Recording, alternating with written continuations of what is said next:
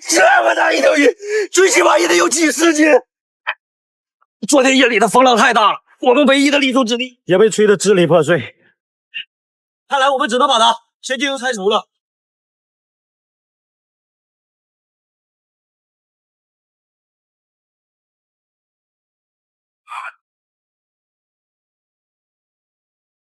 在这里搭建一个庇护所，可能需要几天，拆除却只用了几个小时。忙活了这么久，我们也洗把脸，为身体降降温。昨天夜里的风浪特别大，应该会有很多物质被刷新。我们现在去看一下。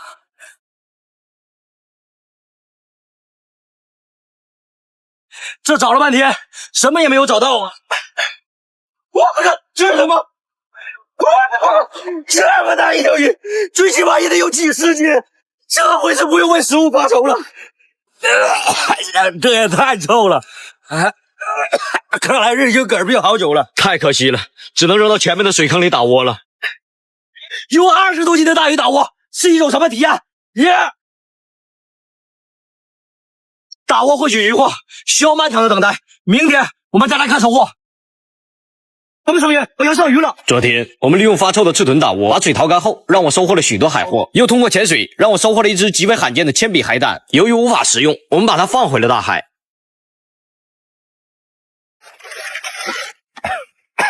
这什么情况啊？这庇护所怎么塌了？这应该是长期的风吹日晒、物质老化导致的。看来我们只能把庇护所进行拆除了。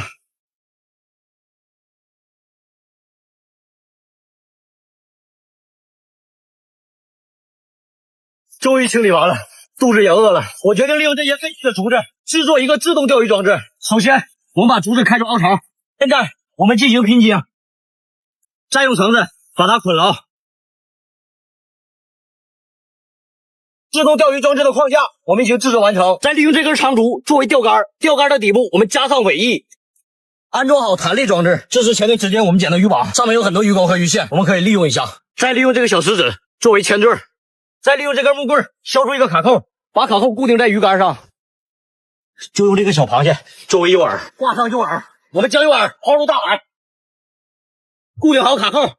装置的原理就是，如果有一咬钩，就会触碰卡扣机关，从而形成自动钓鱼装置。我们利用这个时间去找些结果。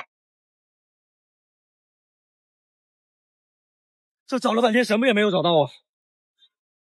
太累了。哎，什么声音？好像有鱼咬钩了！哦，这么大的一条青鱼！我的天哪！看来付出就会有回报。我们拿回去烤了。哎呀，我们的鱼终于烤熟了，我们现在开始。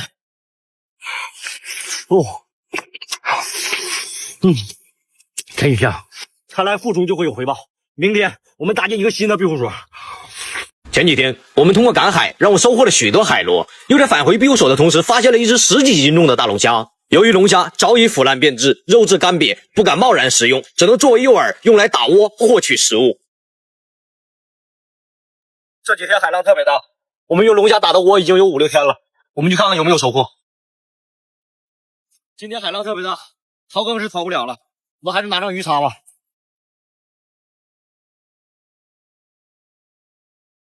现在刚好是最低潮，这些鱼货应该都藏在这些礁池里。这么大的袋子，我们做个刺身作为早餐，真鲜呐！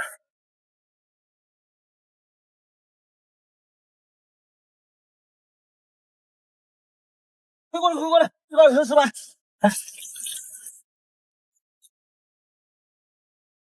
现在已经开始烤了，抓紧回庇护所了。我们先把这条石板烤上，狼花蟹我们也烤上。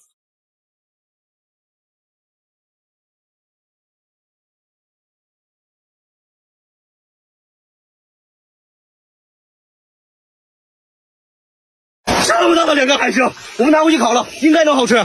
这个地方四处楼宇，我们去岛的北侧找些材料，填补一下石洞的缝隙。快看，这里怎么有个庇护所啊？应该是我哥们青狼的庇护所。走，我们去楼上看看。这个地方还不错，可以作为我们暂时的营地。这里还有个储藏室，应该是储存粮食的地方。庇护所的问题是解决了，我们现在去潜水找些食物。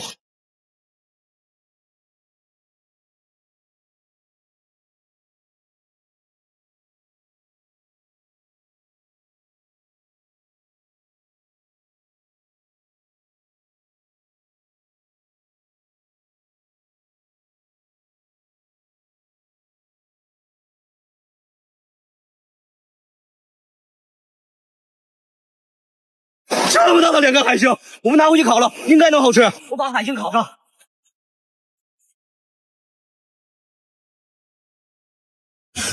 应该烤熟了，我们尝尝味道怎么样？这怎么什么也没有啊？只有一个空壳。看来只能吃个生木瓜充饥了。我把鱼排放入大海。昨天，我们用石头堆积、竹条编制，搭建了10栋的围墙。投放的鱼笼也收获了一只螃蟹。由于无法生活，只能去山上找些野果，勉强度过一夜。昨天夜里的海浪特别大，沙滩上一定会有很多物质被刷新的。我们去找些可以利用的带回来。这里还有个浮球，这么多的浮球，应该是被海浪冲上来的。那边还有好多，我们把它捡回去，做一艘小船。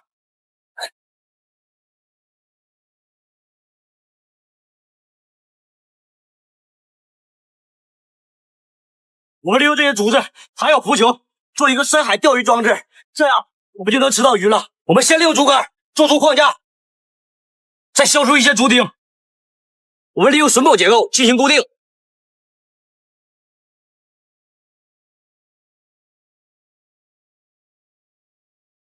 我们利用干草把浮球固定。我们在这个废旧的渔网上抽些鱼线用。这上面还有小鱼钩，我们把它摘下来。我们把鱼钩和鱼线进行捆绑。鱼线的另一端，我们把它固定在鱼排上。这里面有好多铜壶，我们撬一下作为诱饵。我们把它砸碎。我们把诱饵挂在鱼钩上。我们把绑小船的绳索固定在礁石上。我们把鱼排放入大海。我们的小船加上海浪的扶持，就会让诱饵成为活饵，这样就会增加上鱼的几率。我们趁着这个时间去把我们的鱼笼收了。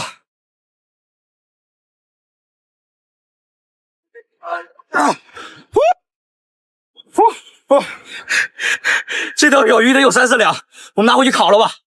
把这条鱼清理一下。我们现在上火开烤。